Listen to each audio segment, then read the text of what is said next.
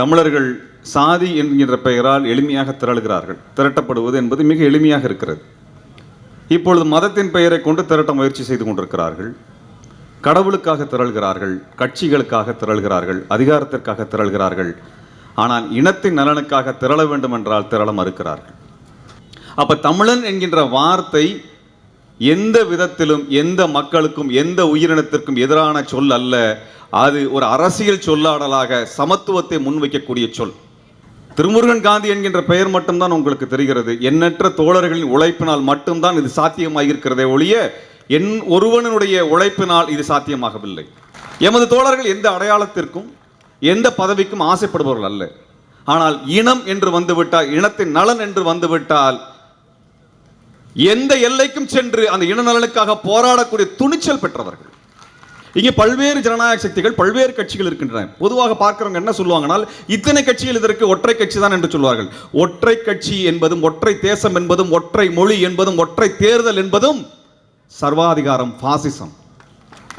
பலவிதமான அரசியல் தேவைகள், சமூக வேறுபாடுகள், இவற்றிற்காக பல்வேறு அமைப்புகள் தேவை. பல நூறு அமைப்புகள் அல்ல, பல்லாயிரக்கணக்கான அமைப்புகள் உருவாவதிலே நாங்கள் வரவேற்கின்றோம். ஆனால் அவை ஜனநாயகத்தை முன்வைக்க வேண்டும், இடதுசாரி பார்வை கொண்டதாக இருக்க வேண்டும், பெரியாரை ஏற்றுக்கொண்டிருக்க வேண்டும், அம்பேத்கரியத்தை உள்வாங்கி இருக்க வேண்டும், பார்ப்பனியத்தை மூர்க்கமாக எதிர்த்து நின்று போராடுகின்ற துணிச்சல் கொண்டிருக்க வேண்டும். நம்மை போன்ற சாமானிய இயக்கங்கள் தான் 2018 கருஞ்சட்டை பேரணி என்ற ஒரு பேரணியை நடத்தி தமிழ்நாட்டில் அதுவரை பெரியாருக்கு எதிராக இழிவாக பேசிக் கொண்டிருந்தவர்கள் வாயை அடைத்தோம். அதற்கு பிறகுதான் திராவிட முன்னேற்ற கழகம் திராவிட மாடல் என்கிற வார்த்தையை உச்சரிப்பதற்கு துணிச்சல் கொண்டது. இன்றைக்கு திராவிடத்திற்கு எதிராக தமிழ் தேசியத்தை கட்டமைப்பதை ஒரு வழக்கமாக வைத்திருக்கிறார்கள். அவர்கள் தமிழ் தேசியத்திற்கும் எதிரானவர்கள், அவர்கள் தமிழ்நாட்டிற்கும் தமிழினத்திற்கும் எதிரானவர்கள் என்பதை மறந்துவிடாதீர்கள். தமிழினம் வெல்ல வேண்டும் என்றால் அனைத்து ஜனநாயக சக்திகளும் ஒன்றுபட்டு நிற்க வேண்டும். தமிழ்நாட்டில் ஒரு இடத்தில் கூட காவி கொடி பறக்கக்கூடாது, இந்துத்துவ கொடி பறக்கக்கூடாது, RSS கொடி பறக்கக்கூடாது. நான் கருவறுப்பது என்கின்ற வார்த்தையை பயன்படுத்துவதில்லை. ஆனால் RSS என்று வந்துவிட்டால் கருவறுப்பது மட்டும்தான் நமக்கான ஒரே லட்சியமாக இருக்க முடியும். ஆமைக்கறி சாப்பிடுவதை சொல்லவில்லையே நீங்கள்? கறி இட்லியை பற்றி சொல்லவில்லையே நீங்கள்? உண்மையிலே ஈழத்துக்கு தான் போனீர்களா என்றெல்லாம் கேட்கின்ற நிலை தமிழ்நாட்டில் வந்துவிடக் கூடாது. தமிழ் தேசியம் என்றால் எல்லாரும் பச்சிலையும் நச்சிலையும் பச்சையாகத்தானே இருக்கின்றது. எதை நம்புவது? பால் போல கல்லும் இருக்கின்றதே, நிறத்தால் ஒன்றாக இருக்கின்றதே. எதை ஏற்பது என்றால் ஒரு உரைகள் இருக்கின்றது. அதுதான் தந்தை பெரியாரை ஏற்கின்ற தமிழ் தேசியம் தான் உண்மையான தமிழ் தேசியம். திருமுருகன் என்பது வேலை குறிக்கின்றது, அவர் செய்ய வேண்டிய வேலையும் குறிக்கின்றது. சூலத்தை சாய்ப்பதுதான் வேலையின் வேலையாக இருக்கின்றது. அவர் பிரிவினைவாதி அல்ல, காந்தியை தாங்கி இருக்கின்றார். காந்தி கொல்லப்பட்ட போது ஹேராம் என்றார்கள். காந்தியை கொண்டவர்கள் இன்றைக்கு ஜெய் ஸ்ரீராம் என்கிறார்கள். ஆகவே தமிழனாக இருப்பதற்கு தடை செய்யாதீர்கள். தமிழ் பிள்ளைகளை ஓங்கி ஓங்கி அடிக்காதீர்கள். அவர்களை ஓங்கி ஓங்கி நீங்கள் அடிப்பீர்கள் என்றால் அவர்கள் அவசரத்தில் தமிழ்தாய் வாழ்த்தை தேசிய கீதமாக பாடிவிடுவார்கள். அறிஞர்கள் அவையம் என்கின்ற அறிவர் மாநாடு கிட்டத்தட்ட 20க்கும் மேற்பட்ட அறிஞர்கள், தமிழறிஞர்கள் பங்கேற்று தமிழினத்தினுடைய பல்வேறு சிறப்பு அம்சங்களையும் அவர்கள் ஆய்வு செய்த உண்மைகளையும் மிக விரிவாக எடுத்துரைத்தார்கள். அதற்கு அடுத்தபடியாக விருதுகள் என்பது சாமானிய மக்களிடத்திலிருந்து இந்த மக்களுக்காக போராடி கொண்டிருக்கக்கூடிய, உழைத்து கொண்டிருக்கக்கூடிய, சிந்திக்கின்ற ஆளுமைகளுக்கு மரியாதை செலுத்தும் விதமாக எங்களது விருதுகளை இந்த ஆண்டிலே நாங்கள் அறிவித்திருக்கின்றோம். 3வது அமர்வாக வெல்க தமிழ் தேசியம் என்கின்ற தலைப்பினை முன்வைத்து இங்கே எழுச்சி பொதுக்கூட்டம் நடந்து கொண்டிருக்கிறது. அன்பானவர்களே, 2009 மே 17 இயக்கம் துவக்கப்பட்ட பொழுது எங்களுக்கு இருந்த நோக்கம் என்பது ஒன்றுதான். நாம் நாகரிகம் அடைந்த ஒரு உலகத்திலே மிக பாதுகாப்பாக வாழ்ந்து கொண்டிருக்கிறோம் என்ற நம்பிக்கையோடு இருக்கும் பொழுது 1.5 லட்சம் தமிழர்கள் நம் கண் முன்னே படுகொலை செய்யப்பட்டார்கள். அதைவிட மிக துயரமான விடயம், ஈழத்திலிருந்து 20 கிலோமீட்டர் தொலைவில் இருக்கக்கூடிய தமிழ்நாட்டிலிருந்து நம்மால் எதுவும் செய்ய முடியவில்லை, அந்த இனப்படுகொலை கைகட்டி வேடிக்கை பார்க்கக்கூடிய ஒரு அடிமை நிலையில் இருக்கிறோம் என்பதைத்தான் அந்த இனப்படுகொலை நமக்கு உணர்த்தியது. இந்த மே 17 என்கின்ற தேதி பல்வேறு உண்மைகளை நமக்கு எடுத்து காட்டுகிறது. ஒன்று, தமிழீழ விடுதலைக்கு எதிராக ஒன்றுபட்ட இந்த உலகம் திரண்டு நின்று அழித்தது. அவ்வாறு தமிழர்கள் அழிக்கப்படும் பொழுது சக தமிழினத்தை பாதுகாப்பதற்கான எந்த முயற்சியையும் மேற்கொள்ள இயலாத நிலையில் தமிழ்நாட்டு தமிழர்கள் முடக்கப்பட்டார்கள். இந்த உண்மையை, இந்த பேருண்மையை உலகத்திற்கு சொல்ல வேண்டும். குறிப்பாக தமிழர்கள் இந்த தினத்தை மறந்துவிடக்கூடாது என்பதற்காகத்தான் எங்கள் இயக்கத்திற்கு மே 17 இயக்கம் என்று நாங்கள் பெயர் வைத்தோம். நமக்கு 5000க்கும் அதிகமான ஆண்டுகால வரலாறு இருக்கிறது. இந்த ஆண்டுகால வரலாற்றில் எந்த இடத்திலும் எந்த தொல்லியல் ஆய்விலும் இந்த இனப்படுகொலை செய்யப்பட்டதாக எந்த தடயமும் இல்லை. ஆனால் இந்த அறிவியல் காலத்தில் நம் கண் முன்னே இந்த நூற்றாண்டில் முதல் இனமாக, ஒரு இனப்படுகொலை செய்யப்பட்ட இனமாக நாம் இருக்கிறோம். இனப்படுகொலைக்கு பின்பு எந்த அரசியலை நாம் முன்னெடுப்பது என்கின்ற பெரும் கேள்வியில் அடிப்படையில் தான் மே 17 இயக்கம் துவக்கப்பட்டது. தமிழர்கள் சாதி என்கின்ற பெயரால் எளிமையாக திரளுகிறார்கள். திரட்டப்படுவது என்பது மிக எளிமையாக இருக்கிறது. இப்பொழுது மதத்தின் பெயரை கொண்டு திரட்ட முயற்சி செய்து கொண்டிருக்கிறார்கள். கடவுளுக்காக திரள்கிறார்கள், கட்சிகளுக்காக திரள்கிறார்கள், அதிகாரத்திற்காக திரள்கிறார்கள். ஆனால் இனத்தின் நலனுக்காக திரள வேண்டும் என்றால் திரள மறுக்கிறார்கள். ஆக இனத்தின் நலனை முன்னெடுக்க வேண்டும் என்றால் இந்த பாகுபாடுகளை எல்லாம் கடந்து நாமெல்லாம் ஓர் இனம் என்கின்ற உணர்வின் அடிப்படையில், என்றால் தமிழர் என்கின்ற வார்த்தை ஒரு இன அடையாளம் அல்ல, அது ஒரு அரசியல் சொல். தமிழன் என்கின்ற வார்த்தை ஒரு அரசியல் சொல். இந்த அரசியல் சொல்லுக்கு பின்னால் இருக்கக்கூடிய கொள்கை கோட்பாடு என்னவென்றால், உலக மாந்த இனத்தை, மனித இனத்தை நாங்கள் அரவணைக்கக்கூடியவர்கள் என்கின்ற அந்த கோட்பாடு தான் நமது கோட்பாடாக இருக்கிறது. வெறும் மாந்த இனத்தை மட்டுமல்ல, பிறப்புக்கும் எல்லா உயிர்க்கும் என்று சொல்லுவது மனிதர்களை மட்டுமல்ல, அனைத்து உயிர்களையும் அரவணைக்கக்கூடிய அந்த சமூக நீதி கோட்பாடு தான் தமிழினத்தின் கோட்பாடு. அப்ப தமிழன் என்கின்ற வார்த்தை எந்த விதத்திலும் எந்த மக்களுக்கும் எந்த உயிரினத்திற்கும் எதிரான சொல் அல்ல.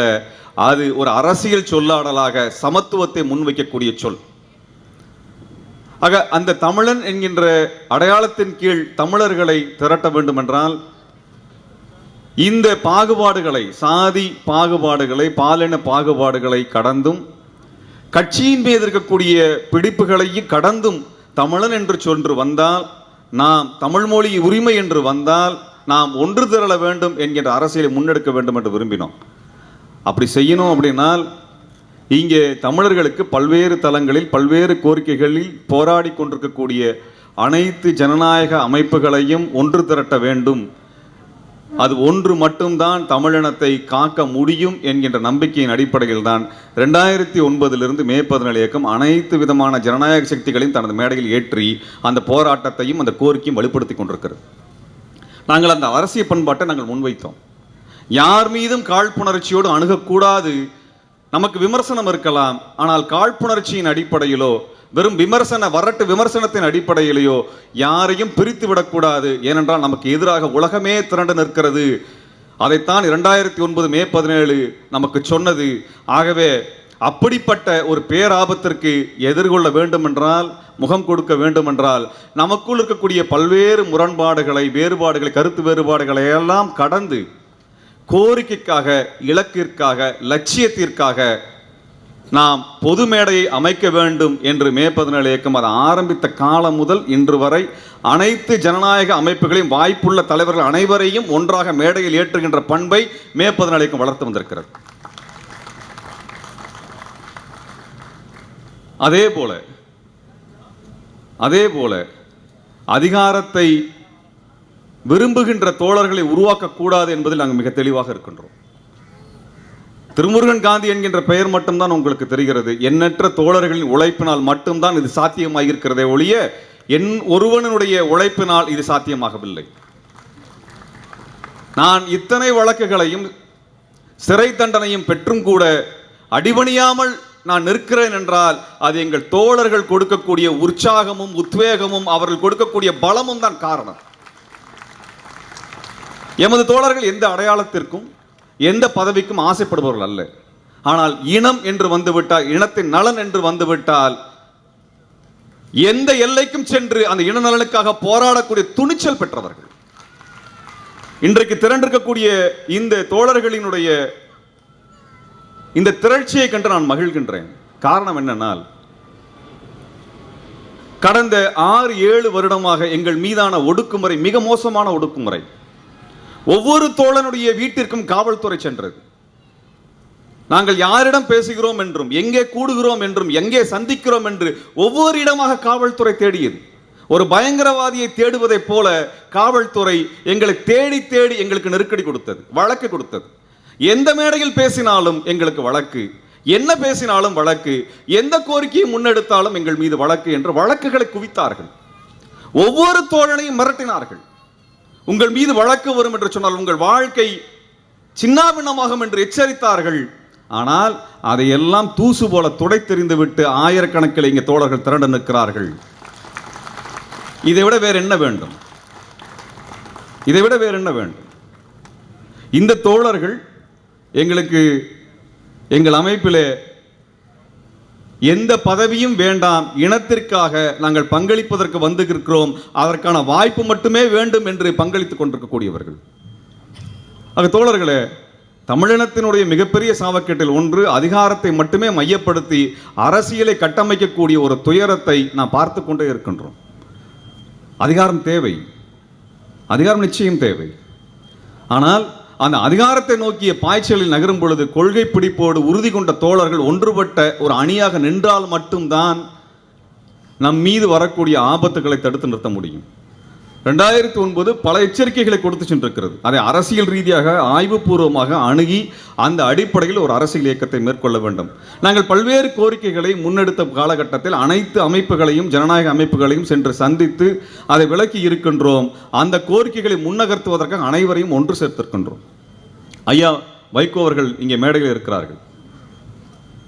கடந்த 15 ஆண்டு காலத்தில் நான் குறிப்பிட விரும்புகின்ற ஒற்றை போராட்டமாக சொல்ல வேண்டும் என்றால், இனப்படுகொலை நடத்தியது மேற்குலகம், அமெரிக்க இங்கிலாந்து அரசுகள். அவர்கள்தான் ஐரோப்பாவிலே விடுதலை புலிகளை முடக்கி சிங்கள அரசிற்கான அனைத்து உதவிகளையும் இந்திய அரசினுடைய பங்களிப்பினை வைத்துக்கொண்டு இந்த இனப்படுகொலை நடத்தி முடித்தார்கள். இப்பொழுது பாலஸ்தீனத்தில் என்ன பார்க்கிறோமோ அது அன்றைக்கு ஈழத்தில் நடந்தது. ஆனால் அந்த படுகொலையாளர்கள் கையில் இரத்தக்கரை படிந்தவர்கள், அவர்கள் தமிழர்களுக்கு நாங்கள் தீர்வு தருகிறோம் என்று ஐநாவிலே ஒரு ஏமாற்று தீர்மானத்தை கொண்டு வந்தார்கள். அதை தமிழன் நம்ப வைப்பதற்கான பல்வேறு முயற்சிகள் மேற்கொள்ளப்பட்ட பொழுது இந்த தீர்மானம் தமிழனுக்கு எதிரானது, போராளிகளுக்கு எதிரானது, விடுதலை புலிகளை குற்றவாளியாக மாற்றுகிறது, ஈழத்தை மறுக்கிறது, ஏன் தமிழர் என்கின்ற அடையாளத்தையே மறுக்கிறது என்கின்ற பதைபதைப்போடு நாங்கள் ஐயா வைகோ அவர்களை சென்று சந்தித்தோம். அவர் அந்த ஐநா அறிக்கையின் பின்னால் இருக்கக்கூடிய அரசியலை மிக துல்லியமாக எடுத்து சொல்லி அந்த அமெரிக்க தீர்மானத்துக்கு எதிராக போர்க்கொடி புரிப்பதற்கு தலைமை ஏற்பதற்கு முன் வந்து நின்றார். அமெரிக்க தீர்மானம் என்பது தமிழ்நாடு முழுவதும் நிராகரிக்கப்பட்ட ஒரு தீர்மானமாக மாறிப்போனது. அமெரிக்காவினுடைய மேற்குலகத்தினுடைய முயற்சியை நம்மால் முறியடிக்க முடியும் என்பதை அன்றைக்கு 2013, 2014, 2015 தமிழ்நாடு காட்டியது. அந்த போராட்டத்தின் வழக்குகள் இன்றும் இருக்கின்றன. நம்மால் முடியும் தோழர்களே, நம்மால் சாதிக்க முடியும், நம்மால் எந்த நெருக்கடியும் எதிர்த்து நின்று வெல்ல முடியும். அதற்கு ஒற்றை காரணம், நமக்குள் ஒற்றுமை வேண்டும். நமக்குள் ஒற்றுமை வேண்டும். இங்கே பல்வேறு ஜனநாயக சக்திகள், பல்வேறு கட்சிகள் இருக்கின்றன. பொதுவாக பார்க்கிறவங்க என்ன சொல்லுவாங்கனால், இத்தனை கட்சிகள் இதற்கு ஒற்றை கட்சி தான் என்று சொல்வார்கள். ஒற்றை கட்சி என்பதும், ஒற்றை தேசம் என்பதும், ஒற்றை மொழி என்பதும், ஒற்றை தேர்தல் என்பதும் சர்வாதிகாரம், பாசிசம். பலவிதமான கோரிக்கைகள், பலவிதமான அரசியல் தேவைகள், சமூக வேறுபாடுகள், இவற்றிற்காக பல்வேறு அமைப்புகள் தேவை. பல நூறு அமைப்புகள் அல்ல, பல்லாயிரக்கணக்கான அமைப்புகள் உருவாவதிலே நாங்கள் வரவேற்கின்றோம். ஆனால் அவை ஜனநாயகத்தை முன்வைக்க வேண்டும், இடதுசாரி பார்வை கொண்டதாக இருக்க வேண்டும், பெரியாரை ஏற்றுக்கொண்டிருக்க வேண்டும், அம்பேத்கரியத்தை உள்வாங்கி இருக்க வேண்டும், பார்ப்பனியத்தை மூர்க்கமாக எதிர்த்து நின்று போராடுகின்ற துணிச்சல் கொண்டிருக்க வேண்டும். பார்ப்பனியத்தை எதிர்ப்பதற்கான துணிச்சல் இல்லாதவர்கள் தமிழினத்திற்கு துரோகம் செய்யக்கூடிய கைக்கூலிகளாகத்தான் மாறுவார்கள் என்பதை மறந்துவிடக்கூடாது. ஆக தோழர்களே, இவர்கள் அனைவரையும் ஒன்று திரட்டி நிற்கக்கூடிய ஒரு அரசியல் தேவை இன்றைக்கு தமிழ்நாட்டில் இருக்கிறது. எனக்கு முன்பு பேசிய தோழர் ஹென்றி டிஃபேன் அவர்கள் பல்வேறு காலகட்டங்களில் எங்கள் மீதான வழக்குகளை எதிர்கொள்வதற்கு கூட எங்களோடு பயணித்தவர். நாம் ஒன்றை நினைவில் வைத்துக் கொள்ள வேண்டும் தோழர்களே, அதிகாரத்தில் இருக்கக்கூடிய கட்சிகள் எல்லாம் நம் பிரச்சனைகளை தீர்த்துவிடும் என்று நம்பிவிடாதீர்கள். அவர்கள் அதிகாரத்திற்கு செல்லுவதற்கு நமது போராட்டம் அவர்களுக்கு தேவைப்படுகிறது. ஆனால் அவர்கள் அதிகாரத்திற்கு சென்ற பிறகு நமது கோரிக்கைகள் வெல்லுவதற்காக நாம் வீதியில் நின்றுதான் ஆக வேண்டும். வீதியை விட்டு ஒரு காலத்தில் வெளியேறக்கூடாது. இந்த வீதிகள் நம்முடையது, இந்த அரசியல் நம்முடையது, இந்த கோரிக்கைகள் நம்முடையது. நான் இந்த இடத்துல மீண்டும் உரத்து சொல்ல விரும்புகின்றேன், நம்மை போன்ற சாமானிய இயக்கங்கள் தான் 2018 கருஞ்சட்டை பேரணி என்ற ஒரு பேரணியை நடத்தி தமிழ்நாட்டில் அதுவரை பெரியாருக்கு எதிராக இழிவாக பேசிக் கொண்டிருந்தவர்கள் வாயை அடைத்தோம். அதற்கு பிறகுதான் திராவிட முன்னேற்ற கழகம் திராவிட மாடல் என்கிற வார்த்தையை உச்சரிப்பதற்கு துணிச்சல் கொண்டது. மக்கள் திரட்சி தான் அனைத்தையும் சாத்தியப்படுத்தும். அந்த வகையில் தான் இங்கே இருக்கக்கூடிய அரசியல் என்பதை பல்வேறு அமைப்புகளாக இருப்போம். நாங்கள் அனைத்து கட்சிகளும் உறுப்பினர்கள் தான். எங்களை நீங்கள் எந்த கட்சியிலையும் தனியாக நீங்கள் பிரித்து விட வேண்டிய, எல்லா கட்சியும் நாங்கள் உறுப்பினர்கள் தான். எல்லாருக்கும் நாங்கள் சொந்தக்காரர்கள் தான். தமிழினத்தினுடைய கோரிக்கைக்காக நீங்கள் எந்த போராட்டத்தை முன்னெடுக்கிறீர்களோ அந்த போராட்டத்தில் நாங்கள் இருப்போம். இன்றைக்கு திராவிடத்திற்கு எதிராக தமிழ் தேசியத்தை கட்டமைப்பதை ஒரு வழக்கமாக வைத்திருக்கிறார்கள். அவர்கள் தமிழ் தேசியத்திற்கும் எதிரானவர்கள், அவர்கள் தமிழ்நாட்டிற்கும் தமிழினத்திற்கும் எதிரானவர்கள் என்பதை மறந்து விடாதீர்கள். ஆரிய சகதியை நீக்கி ஒரு தூய்மையான ஒரு அரசியலை சாத்தியப்படுத்துவதற்கான சூழலை உருவாக்கியது திராவிடம். ஆரிய இழிவு நீங்கிய தமிழனை உயர்த்தி கொண்டு போய் செல்வதற்காக உயரத்திற்கு எடுத்துச் செல்வதுதான் தமிழ் தேசியம். நீங்கள் ஆரிய இழிவை நீக்காமல் ஒரு தமிழ் தேசியம் வரும் என்றால் அது ஆரிய சகதியோடும் ஆரிய கழிவுடனும் இந்த சீரழிவுடன் தான் ஒரு தமிழ் தேசியம் உருவாகும். ஆகவே தான் சொல்லுகின்றோம், ஆரியம் ஒழியட்டும், திராவிடம் வெல்லட்டும், உயரட்டும் தமிழ் தேசியம் என்று நாங்கள் சொல்லுகின்றோம். இந்த அரசியல் என்றைக்கும் குழப்பம் வேண்டாம் தோழர்களே. இப்படியான அரசியல் நமக்கு தேவைப்படுகிறது. பல்வேறு போராட்டங்களை மே 17 இயக்கம் சாத்தியப்படுத்தியிருக்கிறது. பல்வேறு கோரிக்கைகளை வென்றிருக்கிறோம். எளிமையாக சொல்ல வேண்டும் என்றால், இன்றைக்கு போரூர் ஏரி என்ற ஒரு ஏரி இருக்கிறது என்றால், அதில் நீர் இருக்கிறது என்றால், மக்கள் அதை பயன்படுத்துகிறார் என்றால் அதற்கு மே 17 இயக்க தோழர்கள் தான் காரணம். நாங்கள் என்றைக்கும் இதையெல்லாம் வெளிப்படையாக நாங்கள் சொன்னதில்லை. ஆனால் இந்த போரூர் ஏரியிலே மண்ணை கொட்டி கொண்டிருக்கிறார்கள் என்பதை தோழர்கள் சொன்னவுடன் போராட்டத்தை கட்டமைத்து அந்த ஏரியை மீட்கக்கூடிய போராட்டத்தை நடத்தி முடித்து தோழர்கள் வெற்றிகரமாக அதை மீட்டெடுத்தார்கள். இது போன்ற எண்ணற்ற போராட்டங்கள், எண்ணற்ற சாதி ஒழிப்பு களத்தில் தோழர்கள் முன்னிற்கிறார்கள். மீனவர் உரிமைக்காக தோழர்கள் முன்னிற்கிறார்கள். ராஜ்கிரண் என்கின்ற மீனவன் அங்கே கோட்டைப்பட்டினத்தில் இருந்து கிளம்பி அந்த மீனவனை இலங்கை அரசு படுகொலை செய்த பொழுது தோழர்கள் அங்கே வீதியிலே திரண்டு நின்று போராட்டம் நடத்தி தோழர் ஹென்றி டிஃபன் அவர்கள் அதற்கான வழக்கை மேற்கொண்டு ராஜ்கிரண் உடலை பிணக்கூராய்வு செய்வதற்கான உத்தரவை வாங்கினார்கள். 200 தமிழர்கள் படுகொலை செய்யப்பட்டார்கள், மீனவர்கள் படுகொலை செய்யப்பட்டார் இலங்கை அரசினால். ஆனால் அவர்கள் ஏன் படுகொலையானார்கள், கொலைக்கான காரணம் என்ன என்பதை அறிந்து கொள்வதற்கு இந்திய அரசு ஒருபொழுதும் விரும்பியது இல்லை. ஆனால் முதல் முறையாக ஒரு பிணக்கூராய்வை நடத்துகின்ற போராட்டத்தை நடத்தி அது வெற்றிகரமாக பிணக்கூராய்வு நடத்தப்பட்ட பிறகு இன்று வரை இந்த மீனவனை படுகொலை செய்வதற்கு இலங்கை அரசு துணியவில்லை. 2 ஆண்டுகளாக அங்கே மீனவன் பாதுகாக்கப்படுகிறான். குறைந்தபட்ச பாதுகாப்பு இருக்கிறது என்றால் நம் தோழர்கள் அனைவரினுடைய கூட்டு உழைப்பு தான் காரணம். கூட்டு உழைப்பு தான் காரணம். நம்மால் முடியும் தோழர்களே. நமக்கான இறையாண்மை, அதாவது தேசம் என்பது ஒரு லீகல் என்டிட்டியாக இருக்கிறது என்றால் அந்த சட்டத்தை, தமிழர்களுக்கான சட்டத்தை தமிழர்களே உருவாக்கி கொள்வதற்கான உரிமையும் அதற்கான இறையாண்மையையும் வெல்லுவதற்குரிய போராட்டத்தில் இவர்கள் அனைவருமே நமக்கு தேவைப்படுகிறார்கள். தமிழினம் இவர்களை முன்வைத்துத்தான் தங்கள் உரிமையை வென்றெடுக்க முடியும். அந்த வகையில் தமிழினம் வெல்ல வேண்டும் என்றால் அனைத்து ஜனநாயக சக்திகளும் ஒன்றுபட்டு நிற்க வேண்டும். தமிழ்நாட்டில் ஒரு இடத்தில் கூட காவி கொடி பறக்கக்கூடாது, இந்துத்துவ கொடி பறக்கக்கூடாது, RSS கொடி பறக்கக்கூடாது. நான் கருவறுப்பது என்கின்ற வார்த்தையை பயன்படுத்துவதில்லை. ஆனால் RSS என்று வந்துவிட்டால் கருவறுப்பது மட்டும்தான் நமக்கான ஒரே லட்சியமாக இருக்க முடியும். எங்கோ இருந்த ஒருத்தன் அவனது கொடியை நமது மண்ணில் நிலைநிறுத்த முடியும் என்றால் நாம் எங்கோ தோற்று கொண்டிருக்கிறோம் என்ற அர்த்தம்.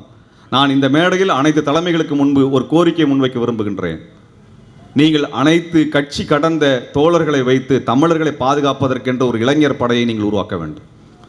RSS காரன் அணிவகுப்பு செய்கிறான் என்றால், நான் பல மேடைகள் சொன்னதை திரும்ப சொல்லி முடிக்க விரும்புகின்றேன். நாம் எல்லாம் போராட்டம் நடத்துகிறோம், பொதுக்கூட்டம் நடத்துகிறோம், நம்மளுக்கு கோரிக்கை இருக்கிறது. ஆர்ப்பாட்டம் செய்வதற்கு கோரிக்கை இருக்கிறது, ஊர்வலம் நடத்தணும், அதுக்கு கோரிக்கை இருக்கிறது. RSS காரனுக்கு எந்த கோரிக்கையும் இல்லாமல் 50 இடத்தில் கிட்டத்தட்ட 50,000 பேரை திரட்டி ஊர்வலம் போயிருக்கிறான். அவனுக்கு என்ன கோரிக்கை? என்ன கோரிக்கை? ஒரு மண்ணில் ஒரு இயக்கம் அணிவகுப்பு நடத்துகிறது என்றால் அந்த மண்ணை நாங்கள் கைப்பற்றி விட்டோம் என்று அறிவிப்பது தான் அதனுடைய நோக்கமாக இருக்கும். அப்படியான ஒரு இராணுவ அணிவகுப்பு, நாமளும் இராணுவ அணிவகுப்பு நடத்தினதே கிடையாது. நாம் ஜனநாயக அணிவகுப்பை நடத்தியிருக்கின்றோம், இராணுவ அணிவகுப்பை நடத்தியதில்லை. RSS இராணுவ அணிவகுப்பை தமிழ் மண்ணில் நடத்தி கொண்டிருக்கிறது. ஒரு இடத்தில் 2 இடத்தில் அல்ல, 50 இடத்தில் ஒரே நாளில் ஆயிரக்கணக்கான பேரை திரட்டக்கூடிய அளவுக்கு வளர்ந்து நிற்கிறான். இதற்கு மேலும் நாம் விழிக்கவில்லை என்றால் இந்த அரசியல் கைவிட்டு நழுவி போய்விடும் என்கின்ற கவலையில் நான் சொல்லுகின்றேன். இயக்கம் கட்சி கடந்து தமிழனுக்கு என்று ஒரு அமைப்பு தேவை. இந்த இளைஞர் அமைப்பு இந்த சமூக விரோத கும்பலை, தமிழின விரோத கும்பலை தமிழ்நாட்டில் இருந்து அவர்களை முற்றிலுமாக வேறு இருக்கக்கூடிய பணியை செய்வதற்குரிய ஒரு படையை, ஒரு ஜனநாயக படையை, ஒரு இளைஞர் படையை நீங்கள் முன்வந்து அமைக்க வேண்டும். அதில் முதல் ஆளாக நிற்பதற்கு நாங்கள் தயாராக இருக்கிறோம் என்பதை சொல்லி, இந்த மாநாடு வெற்றி பெறுவதற்கு உழைத்த அனைத்து தோழமைகளும், இந்த மாநாட்டில் பங்கெடுத்த அனைத்து பேராசிரியர் உள்ளிட்ட ஆளுமைகளுக்கும், எங்களை வாழ்த்துவதற்கும் எங்களை ஆதரிப்பதற்கும் நெருக்கடி காலகட்டத்தில் எங்களுக்கு தோள் கொடுத்து துணையாக நின்ற அனைத்து தலைவர்களுக்கும், இந்த மேடையில் எனக்கு அடுத்து பேசி அனைவரையும் வாழ்த்த இருக்கக்கூடிய அனைத்து ஆளுமைகளுக்கும் நாங்கள் நன்றி தெரிவிக்க கடமைப்பட்டிருக்கின்றோம். முழுமையாக இந்த கூட்டம் 10 மணி வரை நிறைவாக நடைபெறும். அனைத்து ஆளுமைகளும் இந்த அரசியலை தெளிவாக இங்கே முன்வைத்து விடைபெறுவார்கள். அதுவரை நீங்கள் எந்த இடத்திலும் கலையாமல் நிற்க வேண்டும். ஏனென்றால் நமது அரசியல் என்பது மக்களுக்கான அரசியல். இறுதி நிமிடம் வரை இந்த கூட்டம் கலையக்கூடாது என்பதை சொல்லி விடைபெறுகிறேன். நன்றி, வணக்கம்.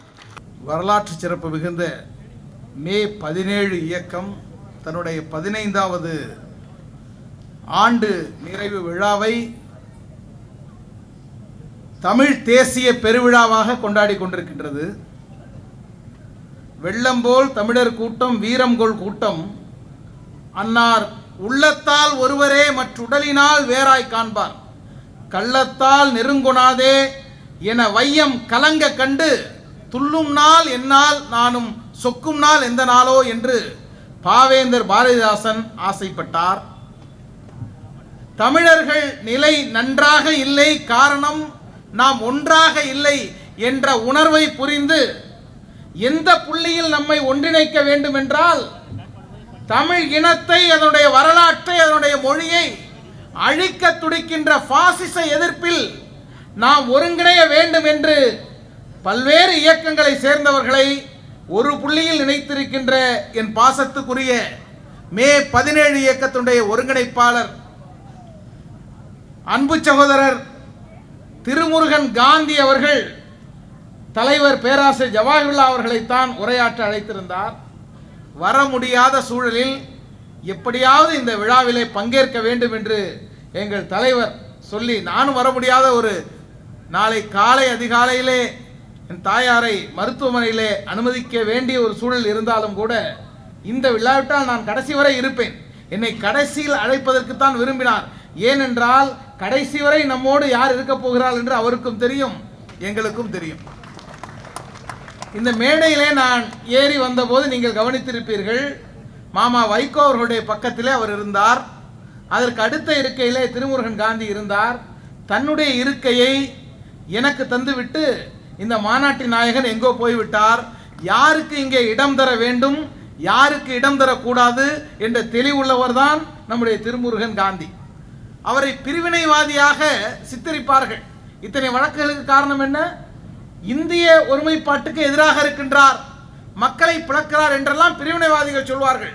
எப்படி பேருந்திலே வழிப்பறி திருடன், ஜேப்படி திருடன், திருடன் திருடன் என்று முதலிலே கத்துவானோ, அதுபோல மக்களை கூறு போடக்கூடியவர்கள், வெறுக்கக்கூடியவர்கள், வெறுப்பு திசையை விதைக்க நினைப்பவர்கள் நம்முடைய தோழர் திருமுருகன் காந்தியை பார்த்து பிரிவினைவாதி, தீவிரவாதி என்பார்கள். எப்படி முஸ்லிம்களை பயங்கரவாதிகள் என்று சொல்லி முத்திரை குத்த பார்த்தார்களே, அந்த முத்திரை குத்துபவருடைய முகத்திரையை கிழிக்கக்கூடியவர்களாக திருமுருகன் காந்தி இருக்கின்றார். ஒன்றை புரிந்து கொள்ள வேண்டும், அவர் படித்த படிப்புக்கு, அவர் வகித்த பொறுப்புக்கு லட்சம் லட்சமாக, கோடி கோடியாக சம்பாதிக்கின்ற வாய்ப்புகளை எல்லாம் துறந்து விட்டு அவர் சிறைக்கு போகின்ற காட்சிகளை பார்ப்போம். தந்தையாருடைய படத்தை பார்ப்போம். அந்த சிறையிலிருந்து அவர் சிம்ம உணர்வோடு வெளியே வந்தார் அல்லவா, அந்த சிறையில் நடக்கின்றது என்ன என்பதை தெரிந்து கொள்ள வேண்டும். 100 பாராசிட்டமல் மாத்திரைகளை ஒரே நேரத்தில் விழுங்கினால் வயிற்றுக்கு என்ன நேருமோ அந்த நஞ்சு ஊட்டப்படும். அது ஊட்டப்பட்ட நிலையில்தான் அது உள்ளே இருக்கும்போது வேலை செய்யாது. வெளியே வந்தவுடன் இயல்பான உணவை சாப்பிடும் பொழுது அதனுடைய வேலையை காட்டும். அத்தகைய ஒடுக்குமுறைகளுக்கு, கொடுமைகளுக்கு ஆன நிலையிலும் கூட நான் ஏற்றுக்கொண்ட லட்சியத்திலிருந்து ஒரு அங்குலம் கூட பின்வாங்க மாட்டேன் என்று திருமுருகன் காந்தி நிற்கின்றார். அவர் பெயரை சொல்கிறேன் என்று சொன்னால் இதோ கைத்தட்டுகிறீர்களே, ஆயிரக்கணக்கான மே 17 இளைஞருடைய அடையாளமாக அவரை பார்க்கின்றேன். ஒரு ஆலமரம் நிற்கின்றது என்று சொன்னால் அவருடைய வேர்கள் மறைந்திருக்கும், விடுதிகள் நிறைந்திருக்கும். அதுபோல ஆலமரம் போல தமிழ் தேசியத்திலே கால் கொண்டிருக்கிறார்கள். இன்றைக்கு தமிழ் தேசியம் வெல்ல வேண்டும் என்று ஏன் மாநாடு நடத்துகிறார் என்று நான் புரிந்து கொள்கிறேன் என்றால், பொதுவான மக்கள் தமிழ் தேசியம் என்றாலே அது மக்கள் விரோத கொள்கையோ, தமிழ் தேசியம் இதை விட்டு செல்ல வேண்டும் என்று நினைக்கக்கூடிய காலம் வந்து விட்டது. ஏன் என்றால் நச்சு இலைகள் பச்சிலைகளை போல வேடம் போட்டுக்கொண்டு இந்நேரம் ஈழத்தை பற்றி பேசினார்கள். மாமா வைகோ பேசினார். அவரிடம் நான் சொன்னேன், சிங்கத்தின் கால்கள் பழுதுபட்டாலும் சீற்றம் குறைவதுண்டோ என்ற வரிகளுக்கு ஒப்பாக நீங்கள் பேசினீர்கள் என்று சொன்னேன். இங்கே பேசினார்களே, குண்டடிப்பட்ட கொடுமைகளை சொன்னார்கள், மக்கள் எப்படி வதைக்கப்பட்டார்கள் என்று சொன்னார்கள், கருவில் இருக்கின்ற குழந்தைகளை கூட அவர்கள் எப்படி தெருவிலே போட்டு கொளுத்தினார்கள் என்பதை சொன்னார்கள். ஆமைக்கறி சாப்பிட்டதை சொல்லவில்லையே நீங்கள்? கறி இட்லியை பற்றி சொல்லவில்லையே நீங்கள்? உண்மையிலே ஈழத்துக்கு தான் போனீர்களா என்றெல்லாம் கேட்கின்ற நிலை தமிழ்நாட்டில் வந்துவிடக் கூடாது. தமிழ் தேசியம் என்றால் எல்லாரும் பச்சிலையும் நச்சிலையும் பச்சையாகத்தானே இருக்கின்றது. எதை நம்புவது? பால் போல கல்லும் இருக்கின்றதே, நிறத்தால் ஒன்றாக இருக்கின்றதே. எதை ஏற்பது என்றால் ஒரு உரைகள் இருக்கின்றது. அதுதான் தந்தை பெரியாரை ஏற்கின்ற தமிழ் தேசியம் தான் உண்மையான தமிழ் தேசியம். அண்ணல் அம்பேத்கரை கொண்டாடுகின்ற தமிழ் தேசியம் தான் உண்மையான தமிழ் தேசியம். மீதி எல்லாம் போலிகள் என்பதை மக்களுக்கு புரிய வைக்கும் வகையிலே அவருடைய மாநாடு இருந்தது. ஈழத் தமிழர்களை பற்றி இங்கே எல்லாரும் சொன்னார்கள். அவருடைய நிலைமை கையில் ஊமன் கண்ணில் காக்கும் வெண்ணெய் உணங்கல் போல என்று சங்க இலக்கியத்திலே ஒரு வரி வரும். பாறையிலே வைக்கப்பட்டிருக்கின்ற வெண்ணெய் வெப்பத்திலே உருகும் பொழுது கையில்லாத ஊமை அதை என்ன செய்வான்? 18 கல் துறையிலே அந்த அநியாயம் நடந்த போது பார்த்து கொண்டிருந்தோம் என்று சொன்னீர்கள். நாம் பார்த்து துடிதுடித்தோம், பரிதவித்தோம். அதுதான் குஜராத்திலே நடந்தது, அதுதான் மணிப்பூரிலே இப்போது நடந்தது, அதுதான் டெல்லியிலே கோலி மாரோ சாலம்கோ என்று சொல்லி ஷாகின் பாக்குகளிலே நடந்தது. என்னுடைய பேராசிரியர் இங்குலாப் எழுதுவார், நம்முடைய அவசரத்தில் அட்டை பூச்சிகளிடம் ரத்த தானம் கேட்டு விட்டோம் என்று. அதுபோல இங்கே வந்திருக்கின்ற சிவாஜிலிங்கம் அவர்களை பற்றி சொன்னார்கள். அவர் கோரிக்கை வைக்கிறார் இந்திய பேரரசுக்கு, அவர்கள் பொது வாக்கெடுப்புக்கு ஈழத்திலே ஆதரவு தர வேண்டும். காஷ்மீரிலே அவர்கள் என்ன செய்தார்கள் என்பது கண் முன்னால் இருக்கின்றதே, மணிப்பூரிலே அவர்கள் என்ன செய்கிறார்கள் என்பது கண் முன்னால் இருக்கின்றதே. ஆகவே நான் சுருக்கமான ஒன்றை பதிவு செய்கின்றேன். அன்பு தோழர்களே, CAA என்ற குடியுரிமை திருத்த சட்டத்தை கொண்டு வந்தார்கள். அண்டை நாடுகளே ஆப்கானிஸ்தான் இருக்கின்றது, பாகிஸ்தான், பங்களாதேஷ், மியான்மர் உள்ளிட்ட நாடுகளிலிருந்து இந்தியாவுக்கு வருகின்ற முஸ்லிம் கிறிஸ்தவர்களை சேர்த்தார்கள். முஸ்லிம் அல்லாதவர்களுக்கு குடியுரிமை தரலாம் என்று சொன்னவுடன் நம்முடைய சங்கிகளுடைய சதியை புரியாதவர்கள், இந்துக்களுக்கு எதிராக ஒன்றும் சொல்லவில்லை என்று சொன்னவர்கள், இலங்கையிலிருந்து தமிழ் மண்ணுக்கு வரக்கூடிய நம்முடைய ஈழத் தமிழ் சொந்தங்களுக்கு குடியுரிமை தரக்கூடாது என்ற சட்டத்தை இயற்றினார்கள். ஆகவே இவர்களை தெளிவாக அடையாளம் கண்டு கொள்ள வேண்டும். திருமுருகன் என்பது வேலை குறிக்கின்றது, அவர் செய்ய வேண்டிய வேலையும் குறிக்கின்றது. சூலத்தை சாய்ப்பதுதான் வேலையின் வேலையாக இருக்கின்றது. அவர் பிரிவினைவாதி அல்ல, காந்தியை தாங்கி இருக்கின்றார். காந்தி கொல்லப்பட்ட போது ஹேராம் என்றார்கள். காந்தியை கொண்டவர்கள் இன்றைக்கு ஜெய் ஸ்ரீராம் என்கிறார்கள். ஹேராமுக்கும் ஜெய் ஸ்ரீராமுக்குமான போராட்டத்திலே நாம் காந்தியின் அணியிலே இருக்கின்றோம், திருமுருகன் காந்தியோடு நிற்கின்றோம். என்னுடைய பேராசிரியர் ஈரோடு தமிழன்பன் சொல்வார், நாம் பிரிவினைவாதிகளா? நிச்சயமாக இந்தியனாகிய நான் சத்தியமாக தமிழன். நிச்சயமாக இந்தியனாகிய நான் சத்தியமாக தமிழன். தமிழனாக இருப்பதற்கு தடை வருமானால் இந்தியனாக இருப்பது குறித்து யோசிக்க வேண்டி வரும் என்று சொன்னார். ஆகவே தமிழனாக இருப்பதற்கு தடை செய்யாதீர்கள். தமிழ் பிள்ளைகளை ஓங்கி ஓங்கி அடிக்காதீர்கள். அவர்களை ஓங்கி ஓங்கி நீங்கள் அடிப்பீர்கள் என்றால் அவர்கள் அவசரத்தில் தமிழ்த்தாய் வாழ்த்தை தேசிய கீதமாக பாடிவிடுவார்கள். அவசரத்தில் பல பேர் தமிழ்த்தாய் வாழ்த்தை எடுத்துவிட்டு தேசிய கீதம் பாட வேண்டும் என்று சில கிண்டி சண்டிகள் நினைத்துக் கொண்டிருக்கிறார்கள். கிண்டி சண்டிகளுக்கு ஒன்று சொல்வோம், எங்கள் தமிழ்த்தாய் வாழ்த்தை நீங்கள் அகற்ற நினைத்தால் ஆரியம் போல் உலக வழக்கு அழிந்து ஒழிந்து சிதையா உன் சீரிழமை திரும்பியந்து செயல் மறந்து வாழ்த்துதுமே என்று பேசிய தமிழ்த்தாய் வாழ்த்தை நீங்கள் நீக்க நினைத்தால் தமிழ்த்தாய் வாழ்த்தை எங்களுக்கு தேசிய கீதமாகி மாறிவிடும். ஆகவே சொல்கின்றேன், அன்போடு சொல்கின்றேன், இந்தியாவை கட்டி காப்பதிலே ஒன்று சேர்ப்பதிலே காந்திய வழியிலும் நிற்போம், திருமுருகன் காந்தியோடும் நிற்கின்றோம். ஒன்றை தமிழ்நாடு முஸ்லிம் முன்னேற்ற கழகத்தின் சார்பிலே பதிவு செய்கின்றோம். அவர் ஏன் எங்களை கூப்பிட்டார், நாங்கள் ஏன் அவர் கூட்டத்திற்கு வருகிறோம் என்று சொன்னால், நாங்கள் ஒரே ரத்தம், இயக்கத்திற்கு சேம் பிளட் என்பார்களே, இரத்த வகை என்றால் உடலுக்குள் ஓடுவதல்ல, இயக்கத்துக்குள் ஓடுகின்ற உணர்வு ஒன்று. இங்கே வந்திருக்கின்ற என்னுடைய இந்த தென்சென்னை மாவட்ட தலைவர் கோரியும் அவரோடு வந்திருக்கின்ற சகோதரர்களும் இங்கே ரொம்ப நேரம் நின்றாங்க. நான் தான் உங்களை உட்கார சொன்னேன். இந்த கூட்டத்திற்காக வந்து அன்பு சகோதரர் என்னை அழைத்து வந்து சச்சிதானந்தம், ஈழத்திலே கோவில்கள் இடிக்கப்பட்ட போது தெருவிலே இறங்கி தமிழ்நாட்டில் போராடிய இயக்கம் தமிழ்நாடு முஸ்லிம் முன்னேற்ற கழகம். பதிவு செய், கோவில் இருக்கின்ற தெருவிலே பதிவு செய்கின்றேன். கோவிலை இடித்த போது பாஜக போராடியதா? இந்துக்களின் காவலர்கள் நாங்கள் என்று சொன்னார்களே, இலங்கையிலிருந்து வரக்கூடிய இந்துக்களுக்கு குடியுரிமை தர வேண்டும் என்று நீங்கள் கேட்டிருக்கிறீர்களா? ஆகவே தமிழ்நாடு விழித்துக் கொண்டிருக்கின்றது. அது பாசிசத்தை எந்த வகையிலும் ஏற்றுக்கொள்ளாது, அதை எடுத்து வெளியே வீசும் என்கின்ற செய்தியை சொல்லி, திருமுருகன் காந்தி அவர்களுக்கும் எங்களுக்கும் வலியும் ஒன்று வழியும் ஒன்று. அந்த வலியை உணர்ந்தவனாக வலியின் மொழியிலே நான் வாழ்த்து கூறி சொல்கின்றேன், எங்களை அடித்தால் ரத்தம் வரும், கண்ணீர் வராது. எங்களை சிதைத்தால் முழக்கம் வரும், அழுகை வராது. தமிழ்நாடு அரசு அவர் மீது பதிந்திருக்கின்ற முந்தைய அரசுகள் பதிந்த பொய் வழக்குகளை எல்லாம் உடனடியாக ரத்து செய்து நீதியை நிலைநாட்ட வேண்டும் என்ற கோரிக்கையை முன்வைத்து விடைபெறுகின்றேன். நன்றி.